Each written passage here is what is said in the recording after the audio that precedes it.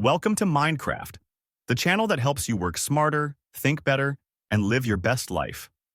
Today, we're diving into something that changed how I work, live, and even think. How I tricked my brain into liking hard things, using a tool you've probably heard about, dopamine detox. But this isn't some quick fix or viral trend. It's not about avoiding fun forever.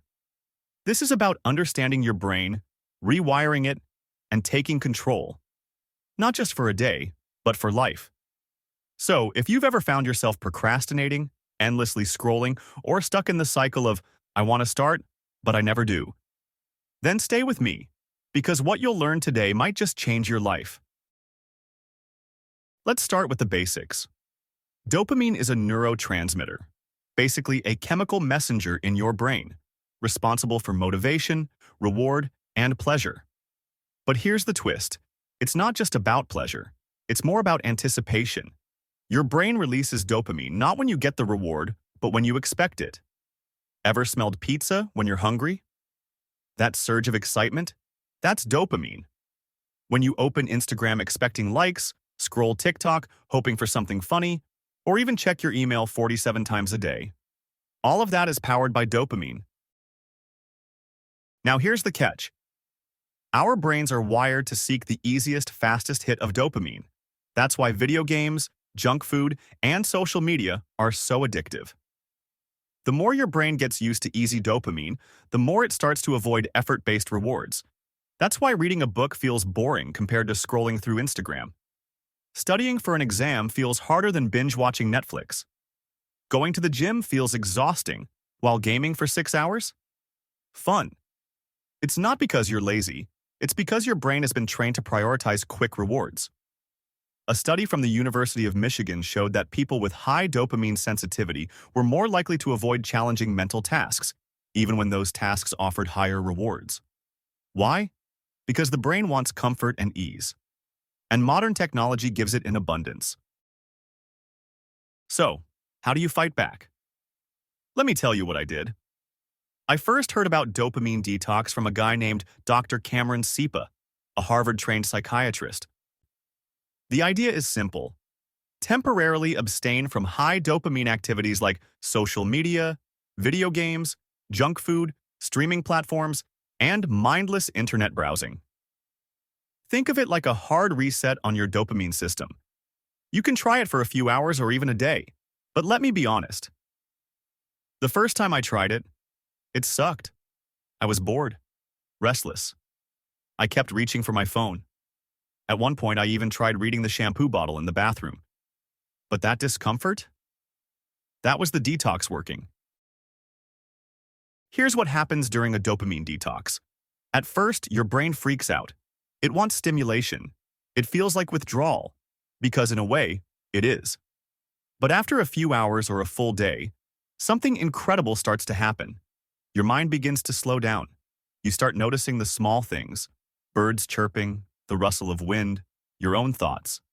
Boring tasks like journaling or cleaning your desk, they feel more satisfying.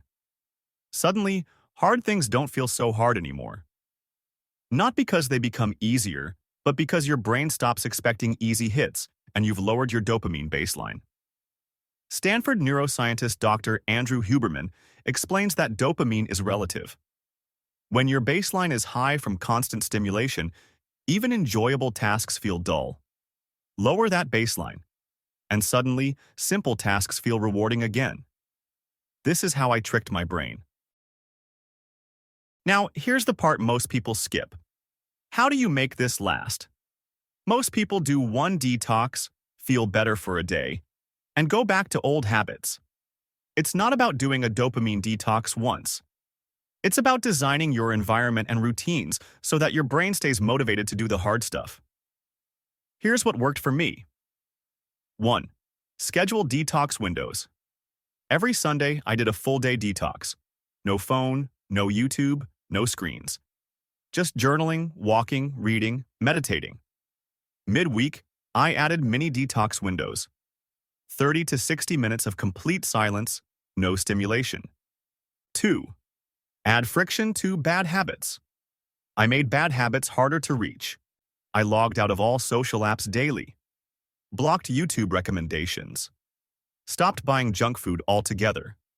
This reduced impulse-driven dopamine spikes. If it's harder to access, you're less likely to reach for it. Third, made hard things easier to start. Want to read?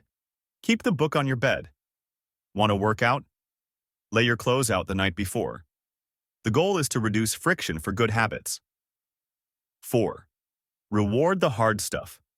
After doing a hard task, I gave myself a reward. 30 minutes of gaming after writing 1,000 words. Sweet snacks only after finishing a workout. A movie night only after a detox day. This taught my brain to associate hard things or effort with dopamine. Result? My brain started craving work. It felt good to be focused again. I'm not the only one who's done this. John, a software developer, was addicted to Reddit and YouTube during work hours. He couldn't focus for more than 15 minutes.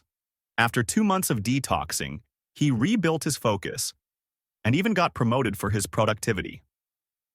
Priya, a college student, used to watch 4 to 5 hours of Netflix daily. Her grades dropped. She did a 3-day detox challenge and replaced TV time with journaling and reading. Her GPA jumped from 2.8 to 3.6 in 1 semester. And me? Before I learned this, I'd plan all day but never act. My dopamine was hijacked. Now I create consistently, feel focused, and actually enjoy the hard creative work that used to scare me. Here's the truth. Your brain isn't broken. You're not lazy. You're just overstimulated. When you remove the constant hits of easy dopamine, you make space for your brain to value and even enjoy hard things. You don't need to meditate on a mountain or throw your phone away. Start small.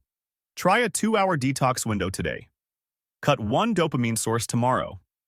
Make hard things easier to start. Add rewards after the effort. Do this consistently, and I promise, your brain will change. Your life will change. Thanks for watching this episode of MindCraft. If you found this helpful, smash that like button, subscribe for more science-backed life improvement, and share this with someone who needs a reset. Let me know in the comments. What's the one thing you'll detox from this week? Remember, your mind is not your enemy. It's your most powerful tool. Craft it wisely. Until next time, stay sharp, stay focused, and stay MindCrafted.